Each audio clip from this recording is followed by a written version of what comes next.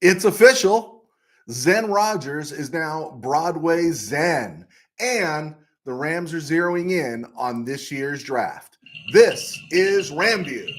It's hot out there, but let's blow them off the line of scrimmage. Hang on, Los Angeles.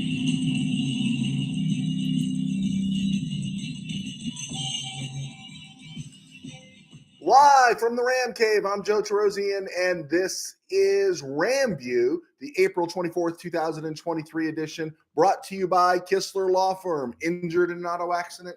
Need help? Got questions? Call Kistler Law at 661-206-6990. And check out KistlerLawFirm.com. Kistler Law, they've been fighting for you since 92. And by Temple City Auto Repair. Having some auto issues? Get yourself some John and Henry at TempleCityAutoRepair.com. Okay, the NFL news finally made it official today. Aaron Rodgers, is now officially a Jet.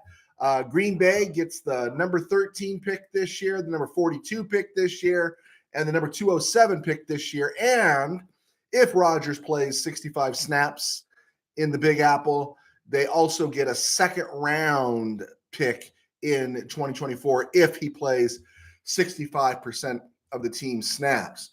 The Jets in return get Rodgers, the number 15 pick this year, and number 170 overall. And the great irony of all this is, of course, is that Brett Favre, when he left the Packers, went to the Jets, got off to a great start, and then everything went to heck in a handbasket there in New York. What do I think of the trade? Honestly, if I'm a Jet fan, I'm a little disappointed because I don't think I wanted Aaron Rodgers. Maybe if you're in the AFC, you don't see Aaron Rodgers. As a Ram fan, every year it seems like the Rams are going up to Lambeau and we're seeing Aaron Rodgers.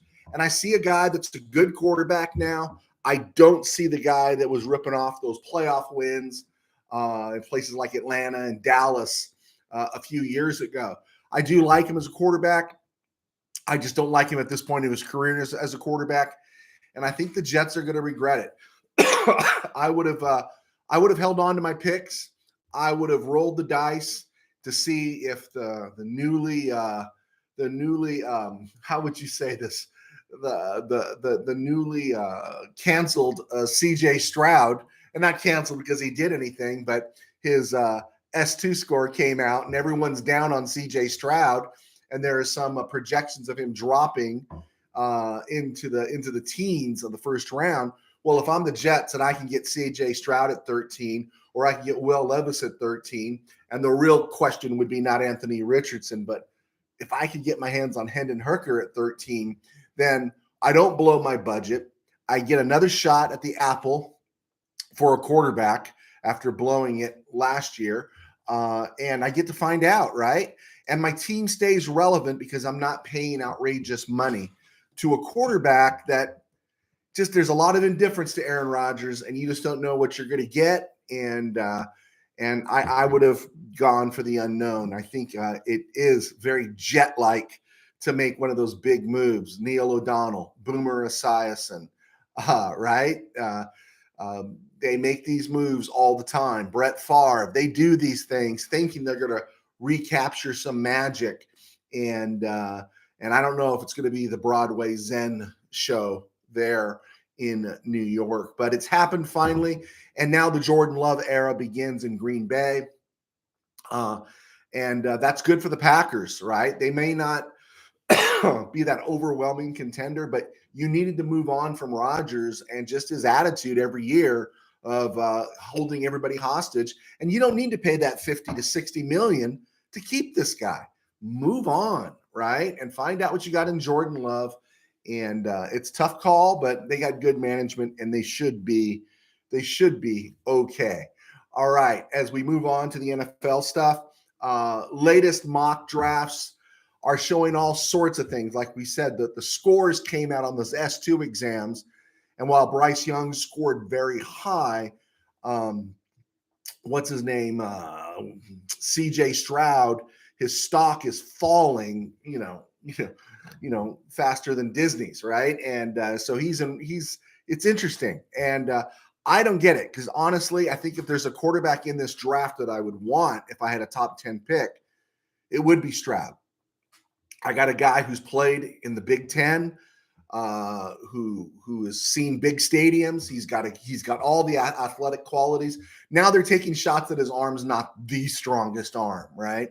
And what I'm thinking about CJ Stroud is that I'm thinking the same thing that happened with James Laurinaitis and how the Rams ended up getting James Laurinaitis all those years ago in the second round. There was talk after his junior year of James Laurinaitis leaving early. And if he had left Ohio State a year before, he probably would have been a top 3 pick overall. People were that much in love with James Laurinaitis. But when he came back for his senior year, people stopped seeing the good he was doing. And all they saw were they were nitpicking the places where he wasn't exceptional. And they started devaluing him on the draft board. And this was in a time when middle linebackers and off-ball linebackers, Derek Brooks, Brian Urlacher, they were still the rage of the league, right? Even that dude, Ray Lewis over there in Baltimore, they were still the rage of the league.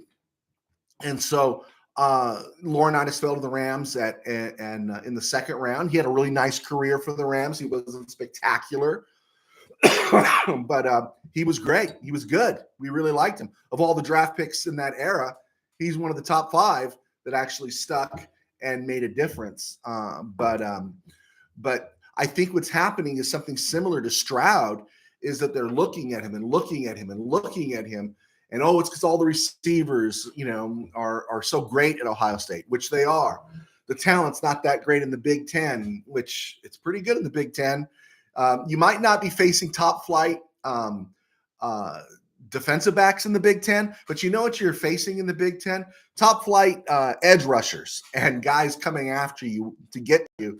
And CJ Stroud did that. I never thought he was spectacular, and I really didn't get sold on Stroud until I saw the playoff game this year, and then I got sold on Stroud. And maybe if you want to take Bryce Young first, great. I think it could be 1-2, 1-2 there. But to have CJ Stroud stock fall, I don't know. I can think of other quarterbacks whose stock fell. Aaron Rodgers was the victim of Alex Smith going first, and then Rodgers did that tumble all the way to Green Bay. And if you have any youth on your side here, you won't remember, because those of us that don't have youth on our side, we do remember John Elway, Todd Blackledge. Now, Elway's a Hall of Famer. Jim Kelly, Hall of Famer. Todd Blackledge, Tony Eason, Ken O'Brien, all going ahead of Dan Marino, and because they were looking at different little flaws. Well, Marino, they thought it might have been a drug or some character issues. But these quarterbacks that sometimes take a tumble on draft day, they come out with a chip on their shoulder, and they wind up actually having pretty good careers. And I wouldn't mind taking a shot at CJ Stroud if an opportunity to take him. I think there's a lot of nitpicking going on. I could be wrong, but you know what? My guy, CJ Stroud, can take a hit. Every time Bryce Young takes a hit, you're going to go, whoa, is he going to get up? Because he's even smaller than Tua, right? He's even smaller than Tua. And I know all of his intangibles. I think he's great, but he's smaller than Tua. And we've seen Tua get ragdolled on a consistent basis. And nothing's worse. In fact, I will argue is that as ESPN did a horrific job reporting on Damar Hamlin dying on the field, and I don't want to repeat that. I've gone into that for a long time. As they did that horrific job relaying that story there, even Damar Hamlin dying on the field, because people were unsure of what was happening then. But when they saw Tua Tagovailoa go down and his hands fence the way they did in Cincinnati earlier in the season, people were terrified of what happened to Tua that night. They didn't know yet what happened to Damar. So that was fear. It was like, man, what's going on? No one knew for sure. But in that moment, his fingers were fencing. People were freaked out, and justifiably so. And Bryce is smaller than Tua. Just throwing it out there. Will Levis, is he Drew Lock, right? Is he who is he? Is he the guy the Jets drafted last year? Anthony Richardson needs a couple years. His best bet is to wind up in Seattle.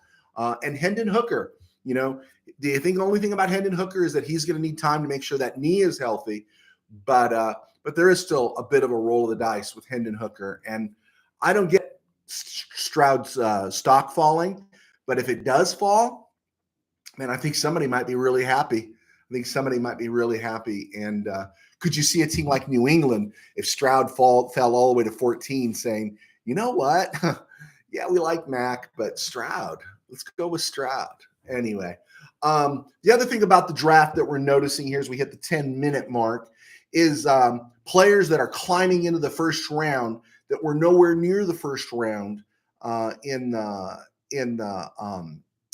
January and February season when the draft season kind of began. A lot of these players that we're reading about now, no one will admit it, but they didn't have Nolan Smith in the first round. They didn't have Dalton Kincaid in the first round. In fact, when I did my first discussion of a Rams mock draft, I said I would take Dalton Kincaid at 36, and everyone kind of laughed at me. And the Rams taking a tight end, which I still think they should at some place on this draft, but that Dalton Kincaid at number 36. Well, Dalton Kincaid's in the first round right now, and in many boards, he superseded Michael Mayer of Notre Dame, and Mayer was the gold standard in this year's draft. But Kincaid's passed him, and other players have moved up on the board. There's Musgrave at Oregon State. There's Zach Kuntz at Old Dominion. There's the kid at Georgia. I mean, there's so many tight ends in this draft. But Kincaid, Nolan Smith, these weren't first-round guys. Hendon Hooker is actually getting first-round consideration. There's more than a one or two, maybe three or four I've seen mock drafts that could have him going to Minnesota in the early 20s. Is that number 23, I think?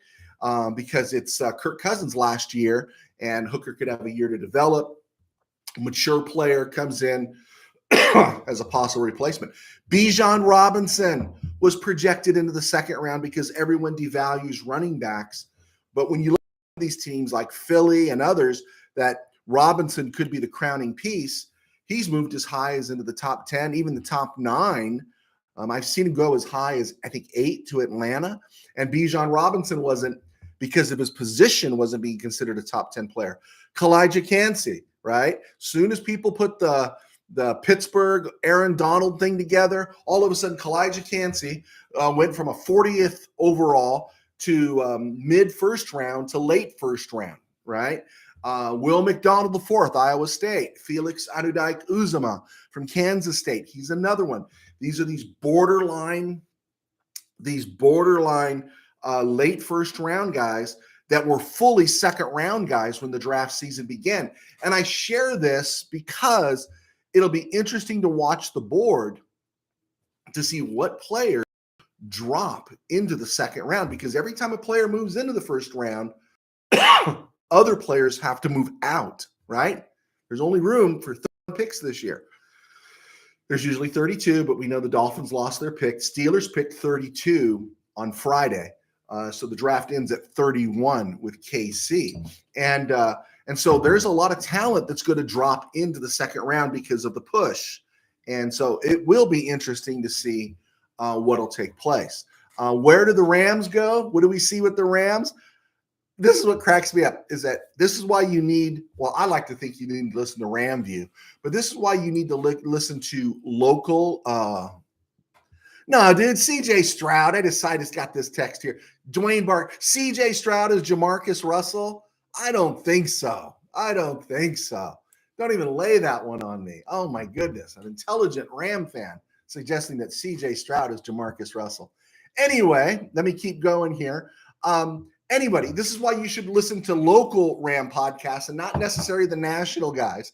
I was bouncing around on the internet here, just looking for links to see if any news is busting out. Of course, Ashawn Robinson signed with the Giants today.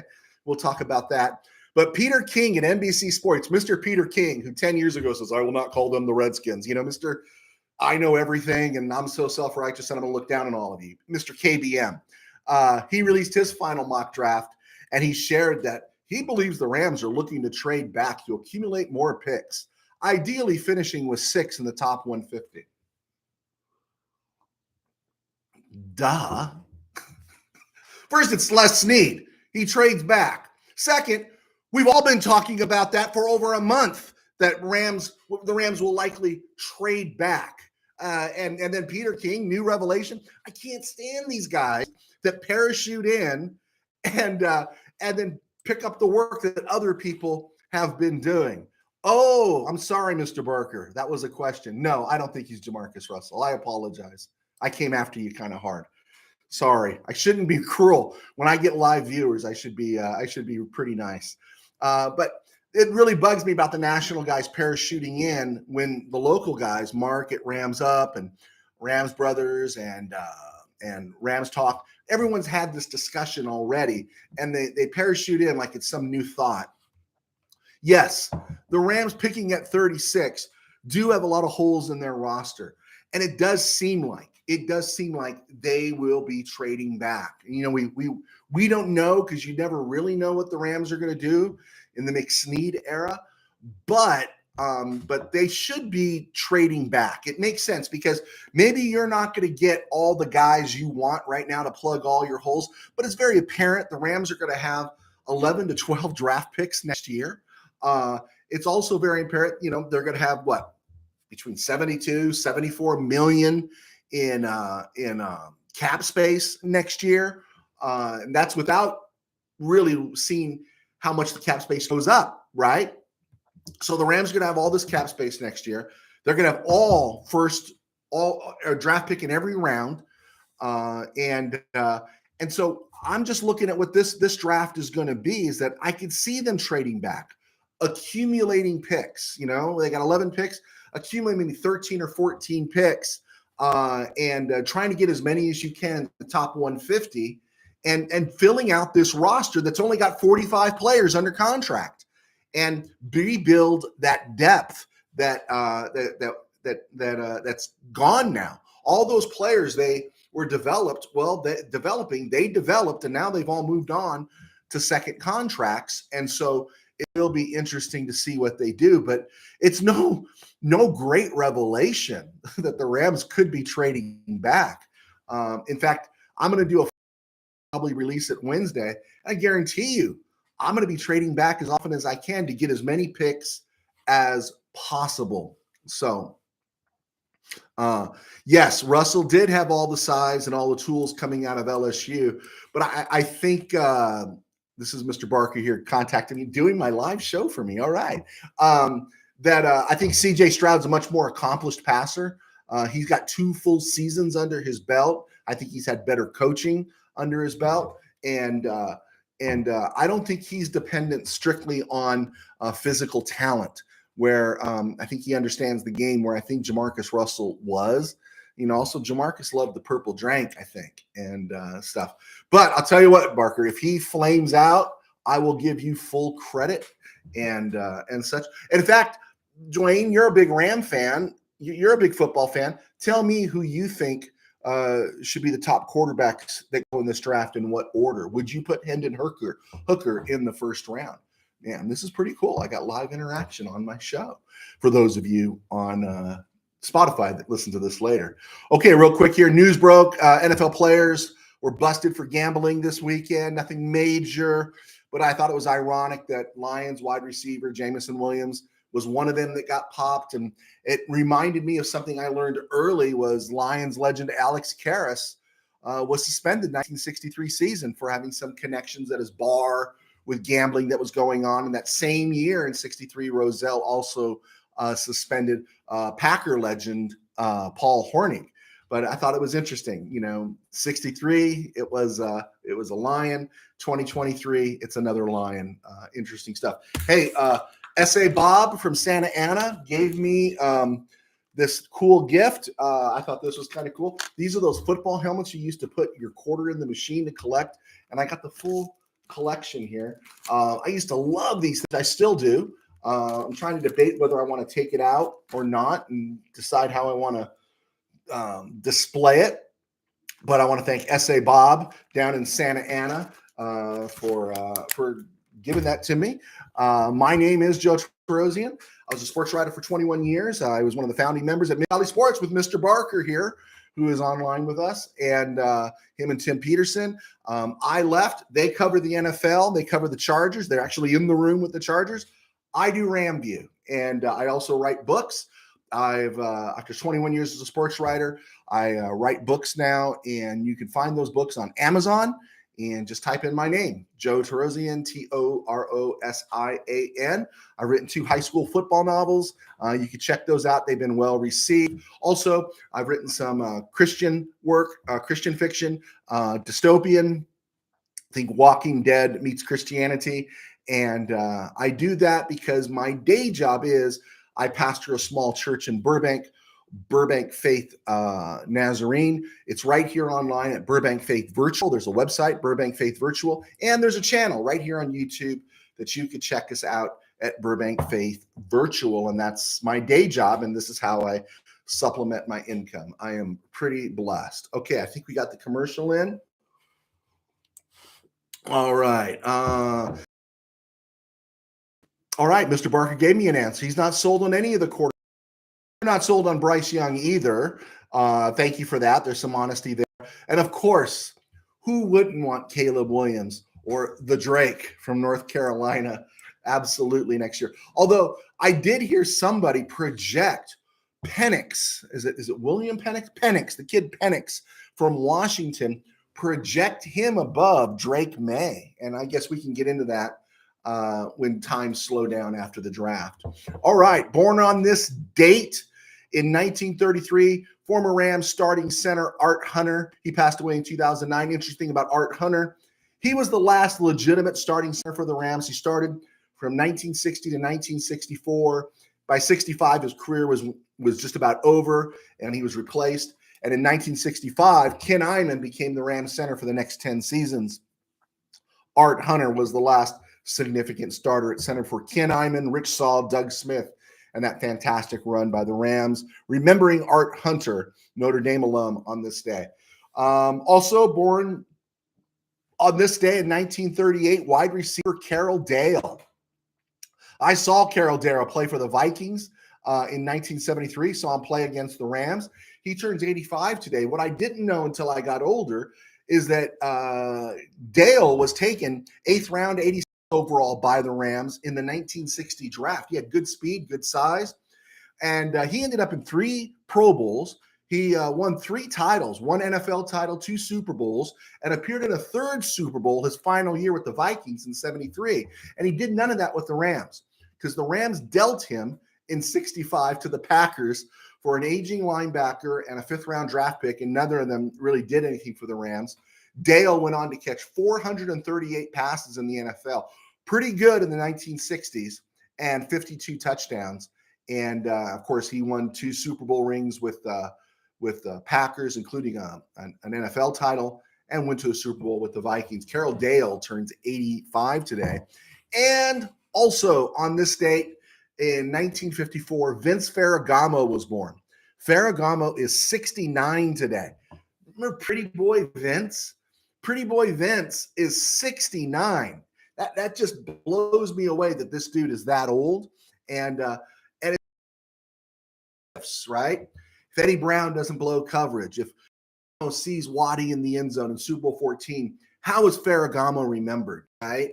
And I still think there's always going to be this affinity for Ram fans for Vince Ferragamo. They'll always love him because he's the guy that got us there and such. But one interesting thing is that, he finished the 79 season, took the Rams to the Super Bowl, became the starter in 1980, threw 30 touchdown passes, and then the next year bolted to Canada to Montreal. Had a bad turn up there, came back in 82, replaced Burt Jones. But one of the things that people don't know is that, Ferragamo left for the money. Do you know how much money he made for the Rams in his final season? He made $50,000. $50,000, right? In 1980, I had friends whose fathers were making $80,000 in those days. And Vince Ferragamo, a Super Bowl quarterback, guy who threw 30 touchdowns in the league, was making $50,000. You wonder why he went to Montreal. It's because the Rams were so dirt cheap and did not manage their affairs well, and even worse after the passing or the nefarious ending of Carroll Rosenblum's life. But anyway, I digress. Vince Ferragamo turns 59 today. I think he's Banning High School, former Cal product, made his bones at Nebraska. And I actually saw him play when he was at Nebraska. That's how old I am. On this date in 1973, Lance Rentzel pleaded guilty to marijuana possession, and he ended up suspended for a year. On this date in 1988, the Rams sent a fourth-round pick who turned out to be nobody to the Chargers for Pete Holohan, one of my favorite short-time Rams. Holohan was with the Rams in 88, 89, and then they moved on from him. But he was a great safety blanket for Jim Everett, and I really liked Pete Holohan. Great hands, all hands team. Let's see what else happened. Oh yeah, on this date, 1988, the Rams drafted Gaston Green, Aaron Cox, Anthony Newman, Flipper Anderson, Fred Strickland, Mike Peel, Robert Del Pino, and James Washington. Now, if you could trim the garbage off the top, Gaston Green and Aaron Cox, you get Anthony Newman, solid. Flipper Anderson, solid, more than solid. Flipper. Fred Strickland, Mike Peel didn't pan out. We got some clicks out of Del Pino, and James Washington went on to win some Super Bowls in Dallas. Not bad. But how do you butcher the draft with Gaston Green and Aaron Cox? Oh, just brutal. Just brutal. That's how you destroy an NFL franchise.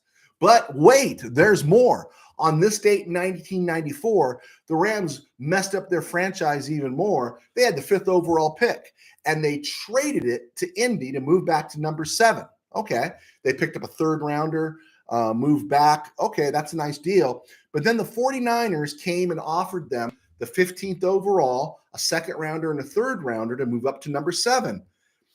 And the Rams weren't thinking because the 49ers are in their division. There was something the 49ers wanted at number 7. Just that fact alone that the 49ers wanted something at number 7. Why would you trade with the 49ers? Why? Steve Young was their quarterback. Jerry Rice was still one of their receivers. This was a team that was the best team in your division, and you made a deal with him. And, who did the Rams get with that 15th overall pick? Wayne Gandy and a lot of junk, all right? The 49ers, on the other hand, with the 7th overall pick, took Bryant Young, Hall of Famer, and less than a decade earlier, the Rams did another trade with the 49ers, so the 49ers could draft Charles Haley, Hall of Famer. And in 1983, the Rams, after drafting Eric Dickerson, dealt Wendell Tyler to the 49ers, who rushed for over 1,000 yards in 84 as Frisco won Super Bowl, I believe, 19. And that's how you build a dynasty within your division. So, every time you talk about Bill Walsh and the genius 49ers and DePartolo, maybe you can give a little credit to John Shaw and the Rams for facilitating that dynasty quite a bit. I'm not upset. Don't think I'm upset about it. On this date, the Rams moved up 2 spots by trading with the Bengals to take Steven Jackson, overall most underrated player in Ram history. Just a shame that whole time was spent in St. Louis and with those teams that were in St. Louis post greatest show on turf. Rams used a 7th rounder, 250th overall pick on this date in 2005 to take a quarterback named Ryan Fitzpatrick. And he ended up moving on, and he continued to play in the NFL through 2021. And just think about how easy, or maybe some of those seasons would have been with the Rams if they had held on to Fitzpatrick and we didn't have to endure the likes of Kellen Clemens and Sean Hill and Case Keenum as we tried to rebuild that position. But now we moved on from Ryan Fitzpatrick, and everyone else kind of benefited from him. On this day in 2020, interesting enough, Ashawn Robinson and Leonard Floyd signed as free agents, and the Rams drafted Cam Akers, Van Jefferson, Terrell Burgess, and Terrell Lewis. At that time, it looked fantastic. And in that 2020 season, Burgess showed and flashed that he could be a safety of the future, and then he fell out of favor. Cam Akers and Van Jefferson are still being counted on, and Terrell Lewis fit the suit. And what I mean by fit the suit is that he looked the part, but boy, he was a paper tiger. Okay, current Rams. They have 45 players on the roster, 23 on defense, 13 have played significant snaps. If you add 10 likely starters around Aaron Donald, who they're currently on the roster, those other 10 players would have 14 years of experience. 14 years. Aaron Donald was going to his 9th year or 10th year. But those other players around him only have a combined 14 years of experience. On offense, the Rams have 22 players. 17 have received significant snaps. They only got one quarterback on the roster, and they have 0 specialists. No kicker, no punter, no long snapper, no punt returner, no kick returner are on this team. Available cap space is 7.23 rocks, and so you can expect a cut or a restructure. The Rams are going to need roughly, I think it was one of those, over the cap projects that the Rams are going to need something in the neighborhood of $8 million to sign their draft class, let alone any free agents afterwards. So expect a cut or a restructure. A likely person being cut, especially if the Rams draft a tight end, is Tyler Higbee. If Higbee is cut or traded between now and June 1st, the Rams save $3.9 million.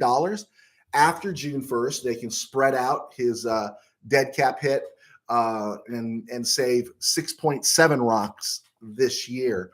I think it's time to go, right? There's enough tight ends in this draft that you can say thank you to Tyler, give him some lovely parting gifts, offer him to come back and join the staff when he's done. But he's 30 years old and his body's falling apart and he costs too much money. There we go. Players the Rams have met with, I think we've gone over all that. They've met with 9 total interior defensive linemen, 6 corners, 8 total receivers. They've met with 3 tight ends, 4 quarterbacks, including Hendon Hooker, and 3 running backs. They've met with 3 pure edge rushers, and they've met with 3 interior linemen, 4 tackles, and 3 safeties who popped up on the board. Now, not every site lists everybody they've met with, so you have to kind of fish around to see who the Rams have met with. The latest one to pop on the board is the kid from Boston College, John Johnson's alma mater, this Jaden Woodby, and he's kind of a heavy safety, more along the lines of what Terrell Burgess was, but Traven Howard at TCU was a safety. The Rams converted to linebacker because of his speed, that off ball, the ability to cover. So keep that in mind. And they've interviewed 2 kickers, BT Potter, Clemson, Anders Carlson out of Auburn. Ashawn Robinson signed with the Giants today. He got 1 year with the opportunity to make up to $8 million. And that's what was projected for him early on. I don't know what the delay was. Maybe the Giants wanted to see what was happening with their team. Maybe they wanted to see how Robinson's health was, but he can make with incentives up to $8 million. He was projected a 3-year, $24 million deal when the free agency period began. But so you can cross off that reunion for the Rams. Ashawn Robinson, Chandler Brewer, Taylor Rapp, Bobby Wagner, David Edwards, Brandon Powell, Riley Dixon, David Long Jr., Nick Scott, Greg Gaines, Matt Orzek, Matt Gay, Baker Mayfield, and Jalen Ramsey are all off the roster this year. Out there still floating around, Leonard Floyd. Still no contract for Leonard Floyd. Would you be willing to bring Leonard Floyd back? I would, at dirt cheap rate, not for $8 million, that's for sure. But I'd be willing to bring him back because the one thing Floyd does is he sets the edge. And if you look at these edge rushers right now, a lot of them are undersized at about 230, 235, 240. And, your edge guy doesn't only just have to get to the quarterback. Your edge guy has to be able to hold the edge when teams run the ball. And someone's going to find that out if they draft Nolan Smith out of Georgia too early. I've seen Nolan go from 40th overall into a top 5 pick, and I think people are crazy to do that. Traven Howard's still floating around out there. Jacob Harris is out there. Ode Abouche, Ty Neski. Okay, I'm going to wrap this thing up here in the next couple minutes. Cam DeSilva did a Rams mock draft. 7th round. Now, De Silva actually has done some smart drafts. This is a guy that's not in the room. This is a guy that covers the Rams on a daily basis. Rams Wire through USA Today. Cam's De Silva. I'm not saying he's perfect, but you know what? He kind of hits the mark a little bit better than some of these Peter King types. All right. When you see someone suggest the Rams take a guard at number 36, you're looking at a guy that's not serious and is probably a national reporter, as opposed to somebody who is working on the Rams every day. So Cam De Silva's pick at number 36 is Felix Anudike-Uzomah, edge, Kansas State. The only knock on him right now is he healthy? Because he had a knee injury, but that's about it.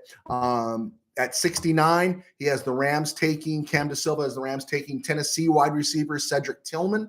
Makes perfect sense. The Rams need to bolster that wide receiver room right now. Cooper Kupp is getting old. Van Jefferson's on the last year of his contract, and we don't know about these other guys.